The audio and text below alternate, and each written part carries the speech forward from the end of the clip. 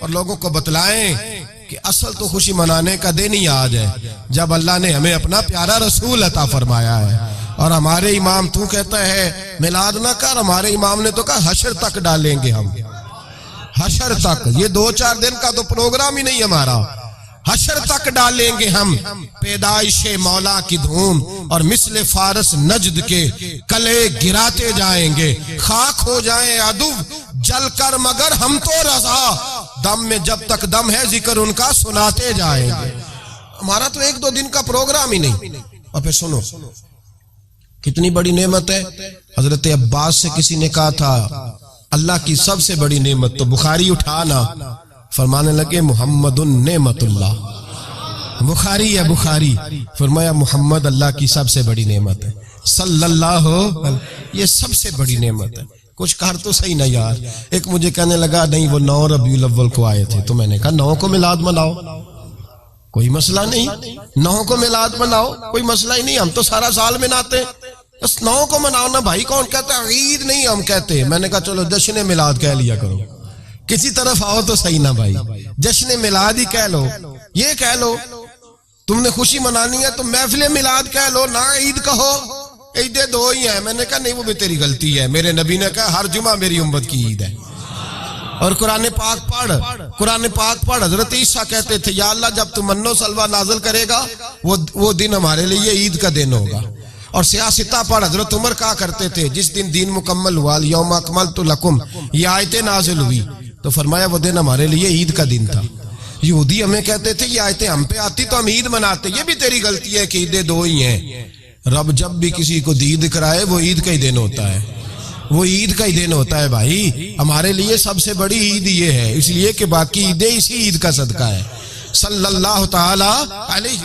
تو عید میلاد النبی پہ اظہار مسرت کرنا، خوشی کا اظہار کرنا، خوشی کا اظہار کرنا، یہ تو ایمانی تقاضا ہے، یہ تو روح کا تقاضا ہے، یہ تو اندر اچھلتا ہے. شریعت جتنی ہمیں اجازت دیتی ہے اتنا ہم کرتے ہیں. اور کوئی میلاد کی محفل میں کوئی ایسا کام نہیں ہوتا جو شریعت سے ٹکراتا ہو. پہلے کیا ہوتا ہے؟ تلاوت، منع ہے قرآن پڑھنا. دوسرا کیا ہوتا ہے؟ اتنا درجہ ہے نعت کا، اب تو نہ نعت پڑھنے والے رہے نہ سننے والے رہے، دونوں میں ہی کمی ہے. اور میں اکثر کہتا ہوں نعت پڑھنا اتنا کمال نہیں جتنا سننا کمال ہے. سننے والا کوئی ہونا چاہیے. نعت سننا زیادہ معنی رکھتی ہے. اس کی وجہ یہ ہے کہ نعت پڑھنا صحابہ کی سنت ہے اور سننا محمد مصطفیٰ کی سنت ہے. اور سننے والے کا درجہ، ہاں تیرا درجہ زیادہ ہے اگر تو سمجھے تو. اور اتنا بڑا درجہ کہ حضرت احسان بن ثابت نعت پڑھے تو نبی پاک اپنی چادر ممبر پہ بچھائے اور وہ میں نیچے نہ پاڑ، ادھر میرے ممبر پہ بیٹھ کے پڑھ. یہ کوئی معمولی بات ہے؟ رسول اللہ کی نعت سننا. بلغ العلا بے کمال ہی کشفت دجا بے جمال ہی حسنت جمیع. شیخ سعدی کہتے ہیں 3 فقرے لکھے تو چوتھا ہوتا ہی نہیں تھا. میں سو گیا، بڑا پریشان تھا کہ چوتھا فقرہ نہیں بن رہا. بلغ العلا بے کمال ہی کشفت دجا بے حسنت جمیع. چوتھا لکھا نہیں جاتا تھا. نیند آ گئی، میری آنکھ لگی تو محبوب کا دیدار ہوا. حضور نے فرمایا پریشان پڑے ہو؟ میں نے کہا محبوبہ 3 لکھے ہیں چوتھا بن ہی نہیں رہا. تو حضور نے فرمایا چل سنا نا مجھے. یہ چھوٹا نعت پڑھنا کوئی چھوٹا کام ہے؟ یہ تو ہم نے کھاتا ہی غلط لوگوں کو دے دیا ہے. وہ تو اس قابل ہی نہیں تھے کہ نعت سنی جاتی. بلغ العلا بے، شیخ سعدی کہتے ہیں میں سنانے لگا اور مصطفیٰ سننے لگے. بلغ العلا بے کمال ہی کشفت دجا بے جمال ہی حسنت جمیع خصال ہی. تو حضور نے فرمایا چل سعدی کہہ دے صلو علیہ وآلہ، کہہ دے صلو علیہ وآلہ. فرماتے میں کہتا جاتا تھا اور مصطفیٰ مسکراتے جاتے تھے. کوئی چھوٹا درجہ ہے نہ تو ایمان ہے، نہ تو طاقت ہے، نہ تو تیری روح کو بیدار کرتی ہے. پر شرط ہے نعت ہو، شرط ہے، شرط یہ تقاضا ہے میں نعت ہو. وہ نہ ہو کہ نعت پڑھے نا. میرے حضرت صاحب فرماتے ہیں نعت کا مقصد ہے جب بندہ نعت پڑھے تو اس کا دل نبی پاک کے گنبد کی طرف جائے، جب نعت سنے تو اس کی توجہ رسول پاک کی جانب جائے. یہ نہ ہو کہ نعت سنے تو توجہ گانے کی جانب جائے. یہ نہ ہو کہ نعت ہو رہی ہو تو لوگ کہیں، اور میرے کان میں لوگ کہہ دیتے، آپ یقین کریں محفل میں بیٹھے لوگ کہتے ہیں فلانے گانے کی طرز پہ لاندہ جی، تو کدھر گیا دھیان اس کا؟ تو یہ نعت تو نے پڑھی ہے، نعت سنی نہیں آج تک. ہاں اگر نعت پڑھنی ہو تو علامہ اقبال کی لکھی ہوئی پڑھا کر، اگر نعت پڑھنی ہو تو شیخ سعدی کی لکھی پڑھا کر، اگر نعت پڑھنی ہو تو حضرت حسان بن ثابت کی لکھی پڑھا کر، اور اگر تیرا دل کرے کہ نعت بھی ہو، جذبات بھی ہو، حسن بھی ہو، علم بھی ہو، عمل بھی ہو، قرآن بھی ہو، حدیث بھی ہو، تو پھر امام محمد رضا فاضل بریلوی کی پڑھا کر، پھر اعلیٰ حضرت کی پڑھا کر، تجھے پتا چلے چمک تجھ سے پاتے ہیں سب پانے والے، میرا دل بھی چمکا دے چمکانے والے۔ اعلیٰ حضرت کہنے لگے یا رسول اللہ میری سفارش نہ کرو، ڈر لگتا ہے، ڈر لگتا ہے، قیامت کی رات بڑی گہری ہے، سفارش نہ کرو، اس طرح کرو میرا بازو پکڑو اور جنت تک پہنچا کے آؤ، میرا بازو پکڑو اور جنت تک۔ کہتے میں مجرم ہوں آقا مجھے ساتھ لے لو۔ سونیا نہ ڈر لگتا ہے، وہ بچہ کہتا ہے میں نے نہیں باہر جانا، اندھیری رات ہے، ابا جی نال چلو، تو بلا مثال بلا تشبیہ صرف سمجھانے کے لیے، کسی کوئی بڑا ساتھ ہو تو ڈر نہیں لگتا۔ تو یہ نعت ہے نا، چمک تجھ سے پاتے ہیں سب پانے والے، میرا دل بھی چمکا دے چمکانے والے۔ کہتے ہیں یا رسول اللہ محشر کی رات بڑی گہری ہے، میں مجرم ہوں آقا مجھے ساتھ لے لو، کہ رستے میں ہیں جا بجا تھانے والے۔ سونیا جرم کر کے آیا ہوں اور پکڑا نہ جاؤں کہیں، مہربانی کر مجھے پردوں میں چھپا لے، مجھے مدثر اور مزمل کی چادر کے نیچے کر لے، میں مجرم ہوں آقا مجھے ساتھ لے لو، کہ رستے میں ہیں جا بجا تھانے والے۔ اور پھر تڑپ اٹھے، کہنے لگے کوئی یہ نہ سمجھے وہ چلے گئے، تو زندہ ہے واللہ، تو زندہ ہے واللہ، میری چشم عالم سے چھپ جانے والے، میری چشم عالم سے چھپ جانے۔ تو بھئی نعت ہو، نعت جو اس کا معیار ہو، اس معیار کی نعت ہو۔ یہ کوئی طریقہ نہیں کہ دو بندے داف لے کے آ گئے، چار اس کے ساتھ نعت خواہ صاحب آئے ہیں، نماز گھر پڑھ آئے ہیں، گھر جا کے دوبارہ پڑھیں گے۔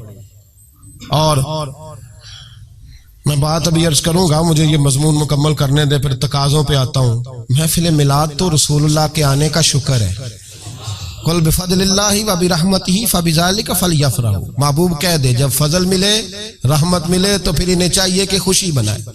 محفل میلاد، اور بھائی یہ نہ کہا کر کے یہ پیسے غریب کو دے مسکین کو دے، محفل میلاد میں بات غریب کی ہوتی ہے۔ ہم بتاتے ہیں کہ یہ وہ دن ہے جس دن آ کے میرے نبی نے بیوہ کی بات کی ہے، غریب مسکین لاچار غریب کی بات کی۔ یہ محفل میلاد غریبوں کے جلسے کا نام ہے۔ اعلیٰ حضرت فرماتے ہیں ہم غریبوں کے آقا پہ بے حد درود، ہم فقیروں کی ثروت پہ لاکھوں سلام۔ یہ میلاد غریبوں مسکینوں یتیموں بیواؤں کے نام کا جلسہ ہے، شکوہ ہے مجھے اس جلسے سے۔ جلسہ تو میلاد کا ہو پر صدارت چودھری کر رہا ہو، صدارت مالدار کر رہا ہو، وڈیرا کر رہا ہو، کوئی ضرورت نہیں۔ جلسہ میلاد کا ہو تو صدارت کسی غریب کو کرنی چاہیے، ماڑے کو کرنی چاہیے، ورنہ ضرورت کیا ہے؟ جو حضور کے میلاد میں آئے ہیں وہ سارے مہمان خصوصی ہیں، کوئی حرج نہیں، کچھ نہیں ہونے لگا، کوئی نہیں کھا جاتا، چھوڑیں اس چیز سے باہر آئے۔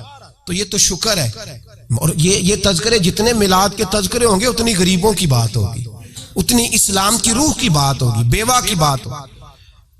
اور صحابہ تو اس دور میں لوگ کہتے ہیں صحابہ میلاد کرتے تھے، میں نے کہا چلو تمہیں سمجھ تو نہیں آنی پر سمجھا دیتا ہوں، صحابہ تو اس وقت کرتے تھے جب کرنا تھا ہی بڑا مشکل، اب تو مشکل نہیں نا، صحابہ تو تب کرتے تھے جب کیا جا سکتا ہی نہیں تھا، بڑا مشکل۔ سنو ابن شام اٹھا کے دیکھو، سیرت کی کتابیں پڑھو، نبی پاک صلی اللہ علیہ وسلم کے صحابہ قریش مکہ کے ظلم و ستم سے تنگ آ گئے، حضور نے بعض مجبوروں بے کسوں کو اجازت دے دی حبشہ ہجرت کر دے، حبشہ چلے گئے۔ حبشہ جب پہنچے تو ان میں حضرت جعفر طیار بھی تھے، حضرت علی کے بھائی، اور ایک گروہ تھا پورا صحابہ کا جو حبشہ گیا۔ قریش مکہ نے وہاں پر بھی آرام سے نہ بیٹھنے دیا، پیچھے سے کچھ سردار گئے، جا کے چھیڑا، کہا یہ ہمارے بھاگے ہوئے غلام ہیں، ہمارے بتوں کو برا کہتے ہیں، نیا دین انہوں نے اخذ کر لیا ہے، ہمارے حوالے کر دو۔ حضرت جعفر طیار کہتے ہیں نجاشی بادشاہ نے ہمیں بلایا، کچھ لوگ میرے دوست مشورہ دینے لگے ذرا ہلکی پھلکی بات کرنا، کہتے ہیں میں نے کہا میں ہلکی کیوں کروں، میں تو کھل کے کروں گا، کھل کے مصطفیٰ کے تذکرے حشر تک ڈالیں گے ہم، حشر تک پروگرام بتایا، حشر تک ڈالیں گے ہم، پیدائش مولا کی دھوم، دم میں جب تک دم ہے ذکر ان کا سناتے جائیں گے۔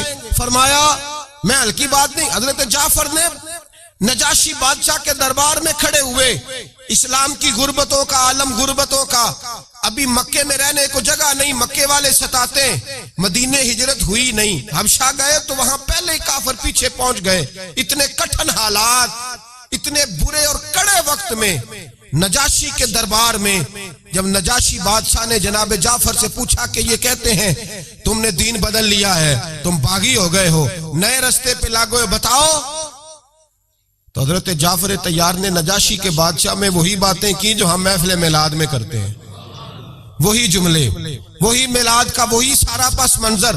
حضرت جعفر طیار بول پڑے، فرمانے لگے نجاشی ہم تو بیٹیاں زندہ دفن کر دیتے تھے، نجاشی، یہی باتیں ہوتی ہے نا محفل میلاد، ہم بیٹیاں دفن کرتے تھے، کسی کا عورت کا خامد مر جاتا تو اس عورت کو بھی ساتھ دفن ہونا پڑتا، اس کی زندگی مردے جیسی کر دی جاتی، بہنوں پہ ظلم ہوتا تھا، بیٹیوں کو جائیداد میں حصہ نہیں ملتا تھا۔ اے نجاشی ہمارے ہاں غریب پسا کرتا تھا، یتیم پسا کرتا تھا، مجبوریاں تھیں، پریشانیاں تھیں، دکھ ہی دکھ، آزمائشیں ہی آزمائشیں، بس پھر اللہ نے ہمیں اپنا رسول عطا فرما دیا، پھر اللہ نے ہمیں اپنا رسول عطا فرما دیا، وہ اپنے پرائے کا غم کھانے والا، مرادیں غریبوں کی بر لانے والا، مصیبت میں غیروں کے کام آنے والا، اللہ نے ہمیں رسول دیا، فرمایا بس ہم اس کے جھنڈے تلے جمع ہو گئے، اور ہم ان کے بتوں کو نہیں مانتے، رسول اللہ صلی اللہ علیہ وسلم کی بات کو مانتے، ایک خدا کی عبادت۔ تو صحابہ تو وہ باتیں اس عالم میں کہا کرتے، جب کہنا بڑا مشکل تھا انہوں نے وہی میلاد کی باتیں جو ہمارے ہاں ہوتی ہیں، یہی ہوتی ہے نا میلاد کی بات۔ ایک صاحب شکوہ کرنے لگے، کہنے لگے تھی مولوی ہر محفل میلاد میں یہی بتاتے ہیں بیٹیاں زندہ دفن ہوتی تھیں، فلاں ہوتا، اب بدل لینا چاہیے۔ تو میں نے کہا جب باتیں ہیں یہ تو بدلی کیسے جائے، باتیں ہیں یہ جو ہر سال محفل بعد میں دہرایا جاتا ہے تو بتایا جاتا ہے کہ ابھی بھی بیٹی کے آنے پر پریشان نہ ہونا، اور بیٹی تو اب بھی دفن ہوتی ہے نا کئی کئی رنگ میں، کوئی جائیداد کے نیچے دب جاتی ہے، کوئی ساس سسر کے ظلم کے نیچے دب جاتی ہے، کوئی زیور کے بوجھ میں دب جاتی ہے، کوئی جہیز کے مطالبے میں، تو بیٹیاں تو دفن ہو رہی ہیں ابھی، اس لیے ہم میلاد زیادہ مناتے ہیں تاکہ بیٹیاں آزاد ہو جائیں۔